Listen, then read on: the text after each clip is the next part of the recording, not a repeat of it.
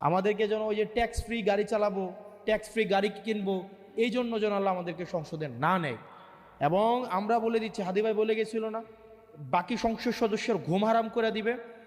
আগামী সংসদে যারা যাবে তারা যদি মনে করে থাকে সংসদ হচ্ছে একটা ব্যাড অফ রোজেস, ওখানে গিয়ে আরামে কাটাবে এবং ওই সংসদ সদস্যের এই পদটাকে এটাকে ক্যাপিটালাইজ করে তারা ব্যবসা করবে, তারা হচ্ছে জনগণের সাথে প্রতারণা করবে, তারা নতুন নতুন ঠিকাদারি লাইসেন্স করবে, নতুন নতুন ঠিকাদারি লাইসেন্স করে তারা বিদেশে পাচার করবে, ওই সব সংসদ সদস্যদের ঘুম হারাম করে দেবে ইনশাআল্লাহ।